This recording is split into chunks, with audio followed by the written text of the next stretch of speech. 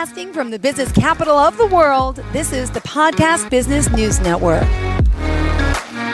Welcome back to the show. We are so excited to have Chris Hardwick back joining us here today. And he is so much more than an adventurepreneur. He is a man that discovers, that travels, that inspires, and he's here to help you with his coaching, with his workshops, with his travel, with his talks. He's also an author. He's a risk taker, and this man has many titles. Hails from Vancouver, beautiful British Columbia in Canada, and we're excited to have him back. Go ahead. How are you?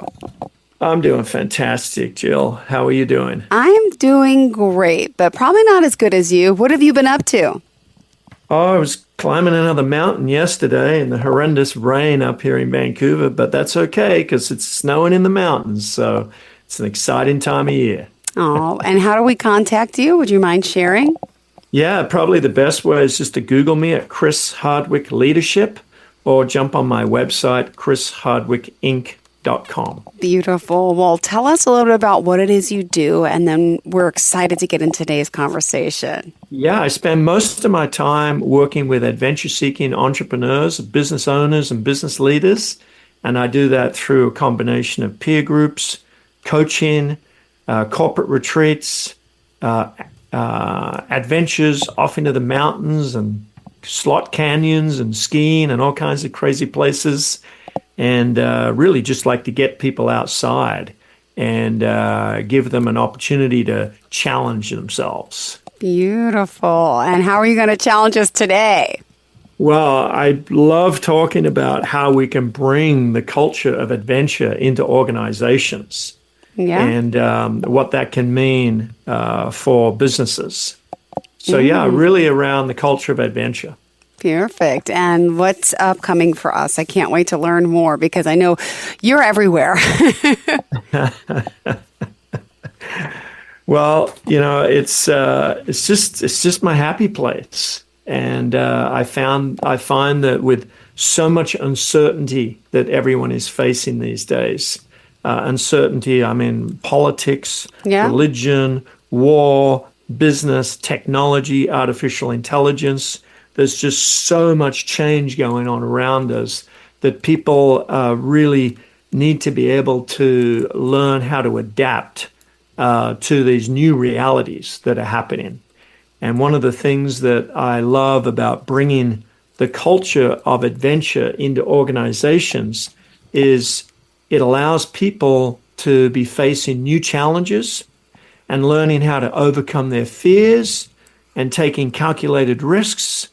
And the learning that takes place as a result of these experiences is what enables people to take on new challenges, to build confidence in themselves, and to, both in their personal lives and in their business lives. So that's the connection between adventure and business and culture. That really is the opportunity, Jill. Yep. And Chris Hardwick can be reached at the website. It's your name, ChrisHardwick, and then INC, just to let you know. He's a risk management expert. Ooh, check him out. All right. Where are we starting today? Go ahead. Well, yeah, I'm one of the other things that I like to really address is how we can bring an adventurous culture into organizations and how that can enhance employee engagement and satisfaction. I think that the ongoing growth of our team members and our employees is really, really important. When people are given the opportunity in their organizations to grow and develop, they will learn new skills. Yeah. And so sometimes we need to challenge them. We need to give them an opportunity to rise up to the challenge. And it's through these challenges that they will grow. That one of the stats I've seen is that about 75 to 80% of people leave their organizations because they're dissatisfied with their direct boss, their immediate supervisor. And if we can increase and improve the relationships between direct supervisors and their direct reports, that will dramatically reduce turnover in organizations. And so one of the wonderful ways of doing that is actually doing stuff, getting outside, going for a walk, going on a little adventure, getting your team out into the park, throwing the frisbee around, playing some games, throwing a ball around, whatever it takes. Like, we really need to lean into those relationships and build those relationships within our teams. So that for me is a huge thing. And everyone's so busy these days. They're just, responding to emails, trying to hit those schedules, trying to hit those targets. And what's happened is no one's having any fun anymore. Yeah, it's so true. What happened to the joy of it all? Exactly. So this is a huge opportunity for organizations to just change the conversation and create some opportunities to develop deeper interpersonal relationships between team members. And that's why I like to use adventure as not only a metaphor, but as a real thing that we can be doing within our teams, within our organizations, and with our team members and employees. Yep. Wow. And if someone, first of all, let me just ask, are you speaking anywhere soon? Can we find you anywhere soon? I'm booking speaking engagements for next year. Great. The balance of this year is committed to getting a couple of books wrapped up that I'm working on at the moment. One of them is around my latest adventure to climb Mount Kilimanjaro with a group of clients last year. Wow. And the other one is actually around what it means to be an adventurepreneur, which is really the combination of adventure and business. I like to say it's where business and adventure meet. So it's really bringing those together in adventurepreneurialism. Wow. All right. And so stay tuned for that. They'll be dropping in the new year. And then, I'm booking speaking engagements currently for next year. All right. Thank you. And what else is in mind for us today? There's just so much to cover. Yeah. Well, one of the other things, I did have a few questions here for myself around how do you ensure the culture of adventure remains inclusive and accessible. And that's a really important thing because, we may have some people with both mental or physical impairments or handicaps within our business. When we're looking at team engagement, we want to make sure that this is something that we can do where everybody can participate and all people can get involved. I think that some examples of some of the sorts of things that we've done and how this positively impacted business is improved engagement through really opening up and creating these new challenges for people leads to growth and development of the individuals. Yeah. And a lot of people, when they're overwhelmed with prospective challenges, or when they're, as I mentioned earlier, when they're dealing with uncertainty in their lives, if we can build their confidence through creating situations where they can be confronted with challenges, where maybe they have to dig deep to overcome their existing fears and apprehension. If we can walk them through this process, it really is a journey of discovery where they will grow and learn new skills. And that we use examples in team building and in these adventures as a way for people to build confidence in themselves and to prove to themselves what they are truly capable of doing. And then they can bring this directly back into their role and their work within the organizations so that they are really developing more ideas, they're more open to change, and they're more open to being challenged. Yeah, I love it because, in this day and age, how do you inspire to start opening up these new doors, right? When people sometimes live in this closed world and they aspire to have more, to dream more, to do more, but they're just sitting there. They're not motivated. How are you motivating them? Yeah. I mean, I've had situations with some clients where I really had to, really get them to get up, get out, and get outside. There's this connection that is so important between just being in the office all the time, sitting in front of the computer. A lot of people just get stuck in that that sort of mindset where they're so stressed, they're so overwhelmed, and they think that by just doubling down and working harder and pushing through it, just that they're going to have this magical sort of outcome where they're going to achieve success. And in my experience, that's not the case. We need to stop what we're doing, and we need to reset ourselves and our minds. Mm-hmm. And the best way that I know to just do a reset is to get up out of your desk, go for a walk.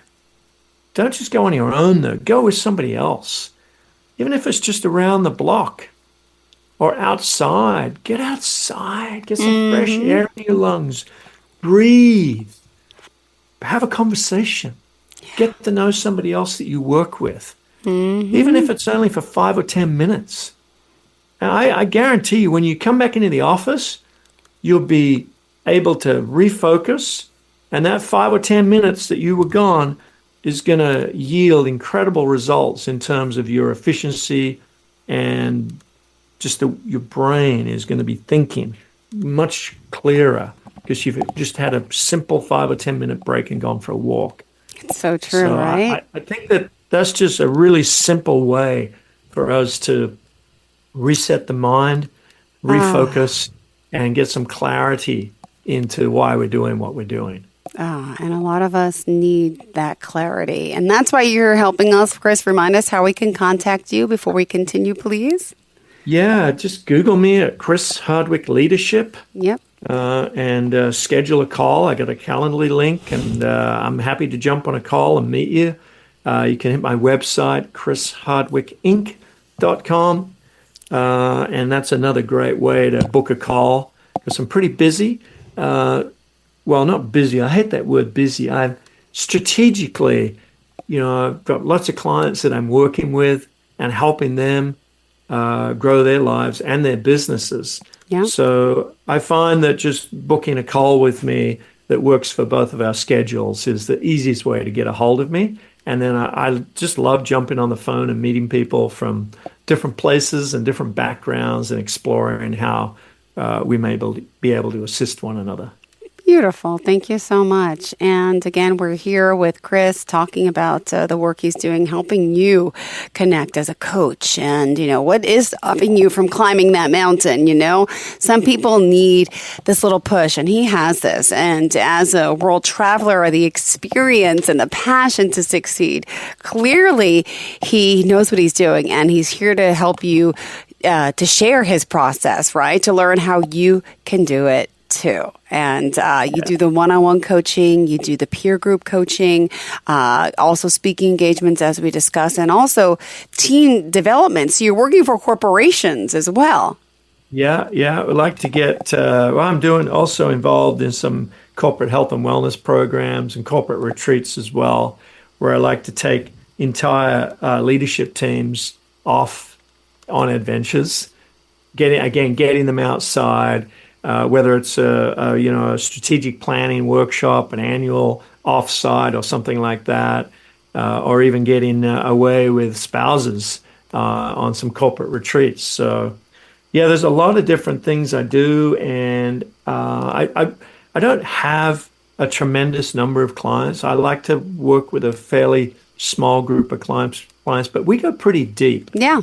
And and that's why I offer different services and not any one particular thing. I do get bored with stuff, so I like to Okay. keep, I need a lot of variety in my life as well. And I love getting to meet new people and build new relationships and see how we can, forge a path ahead that revolves around change, overcoming fears, being challenged, learning how to change the story that's going on in our heads, and ultimately growing their businesses so they can live the life of their dreams, really. Oh. If you've got a business that's a wonderful vehicle that is bringing in whatever sort of revenue and profitability that you're looking for, that really will set you up for success, your family, and also your employees and your team members. It really does lift everybody up on this journey. So that's how I like to get involved through all levels of the organization, not just the business owners and the senior leaders, but working with the teams within those organizations. Love it. Well, thank you again for being here, for joining us. And we still have 10 more minutes to talk. So there's plenty of more time. Please stay with us as we discuss more of your work and the types of things that you could help us with. Could you give us an example of someone you're working with or have worked with and the benefits of, having you there as a cheerleader? I mean, you're holding their hand, you're taking them up that mountain and bringing them down. Yeah. Literally and figuratively, right? Yeah. So earlier this year, I had a client in Montana, and we were doing a SWOT analysis, strengths, weaknesses, opportunities, threats, and with his leadership team. Okay. And the day before, we'd been out skiing in a couple of feet of fresh powder. It was an amazing day. A couple of other people from the company were out. So it was just a good, on a Sunday, we were just having some fun, getting to know one another. And then the next day, as we got the team together, a couple of days, plowing through a lot of the challenges. One of the things that came up was that the company was so overwhelmed in the previous couple of years. They get so busy in the summer that they were just, everyone was like going crazy. They were working insane hours. Yep. And it was just people were, getting overwhelmed. They were getting burnt out. They were getting stressed. There was people like arguing and fighting with one another. And so we got to the bottom of all of that. We understood what was going on, and we put a whole series of steps in place the first few months of this year. I speak with my client every month. Typically, I work on a monthly cycle. And during the course of spring, as we were rolling in all of these some new software, we had to exit a couple of people because they just didn't fit with the values and the culture of the organization. We brought a couple of new people into the organization. I kept checking in with my client over the course of the summer, and he's like, I don't believe it. Like, nobody's stressed. Nobody's working overtime. Everybody's getting along. All the systems and processes we put in at the beginning of the year are all working just fine. Our revenue's up. Our profitability's up. Everybody's happy. Everybody's getting along.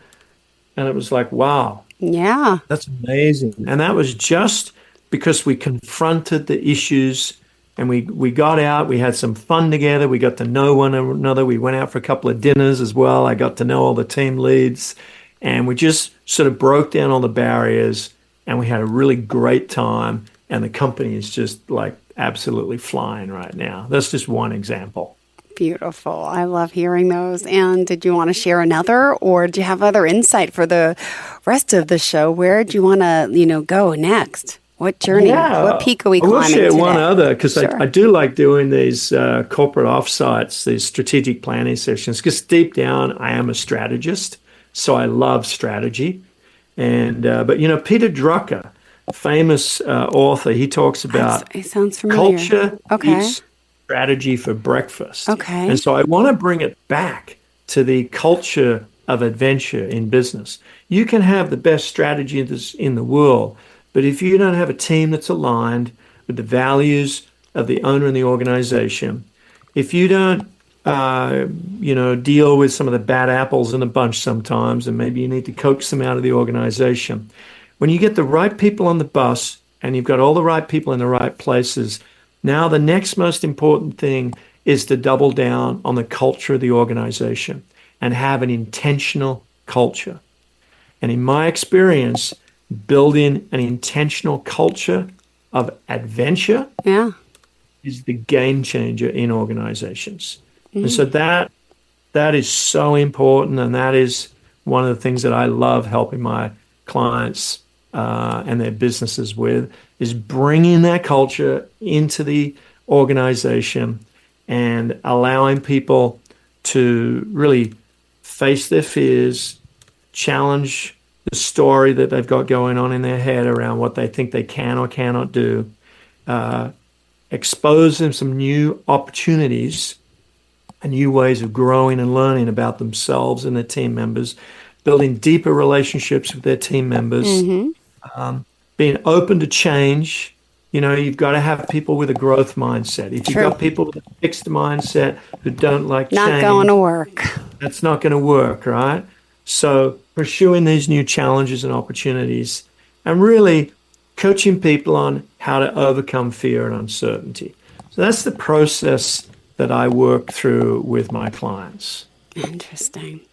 And, you know, you're based, in Canada, but you're working with people all over the world, right? Yeah, I've got clients in Africa, and I'm speaking with some people in South America at the moment, and clients in the US and Canada. I am a bit of a globetrotter.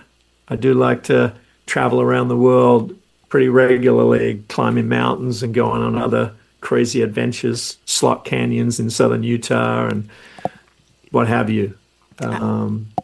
It's what turns my crank, Jill. Oh, I love it. Turns your crank. And I love finding out about other people, what turns their crank, really. Because, when I find out what turns a person's crank, as I like to say that's a way we can sort of double down and dive deep and talk about, well, how can we do more of that? How can we create opportunities in our lives for us to have more of those opportunities to grow and learn and foster? Beautiful. And Chris Hardwick, as an adventurepreneur, where are you traveling to next, by the way? Last time we spoke, you just got back from vacation. I forgot where you were. I was in Africa. That's right. 6 weeks in Africa. I was traveling from South Africa, kiteboarding off the coast of Mozambique, climbing mountains in Malawi, getting chased by hippopotamuses and lions in Zimbabwe. I did some more kiteboarding in Zanzibar, an island off the coast of Dar es Salaam.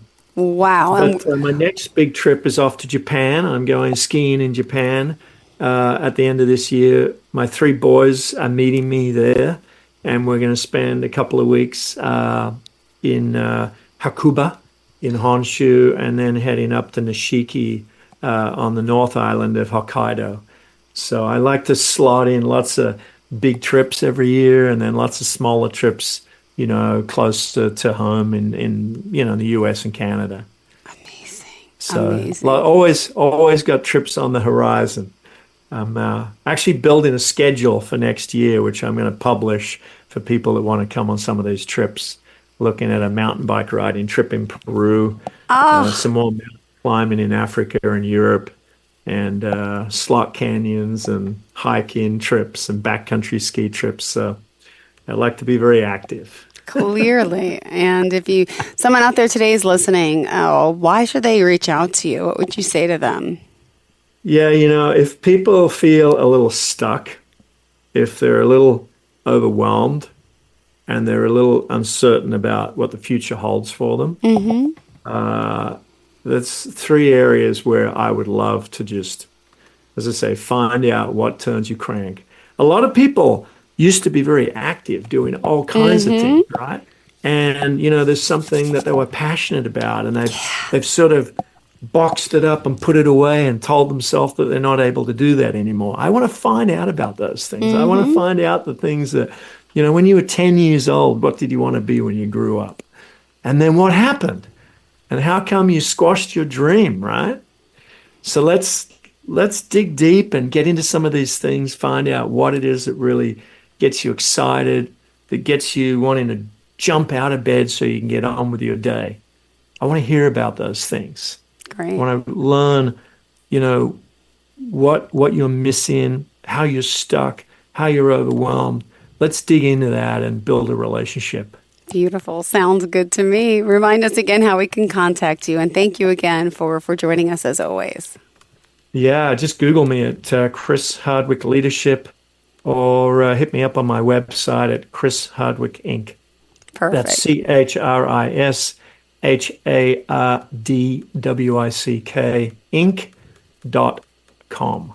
Thank you so much, I look forward Chris. to having a chat with you. Same here. Thanks again. Always a pleasure. Enjoy the rest of your day, and we'll talk before your next travel, I hope. All righty. Thank you so much, Chris. Enjoy the day. Daily grind got you down? Dreaming of adventure? Want to reset your life? G'day. I'm Chris Hardwick, Adventurepreneur. For 20 years, I've been taking entrepreneurs into the wilderness and scaring the shit out of them. Through coaching and wilderness expeditions, conquer your fears and take risks to transform your business and your life. Google Chris Hardwick Leadership or visit chrishardwickinc.com to book a call.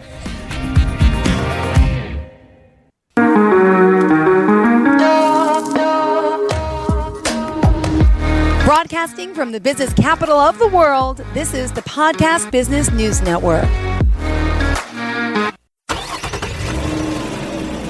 Of course my kid's in the right car seat. Well, I think he is. Yeah, my kid's in a booster seat. He was ready to move up. He is ready, right? Her car seat looks like the right size. There are probably rules on when to move up to a booster seat, aren't there? Rear facing, forward facing. I think I have it right.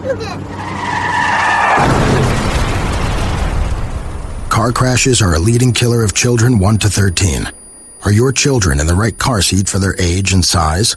Don't think you know you know. Go to safercar.gov/the right seat. I know my child's in the right car seat, or else I wouldn't get in the driver's seat. Brought to you by the National Highway Traffic Safety Administration and the Ad Council.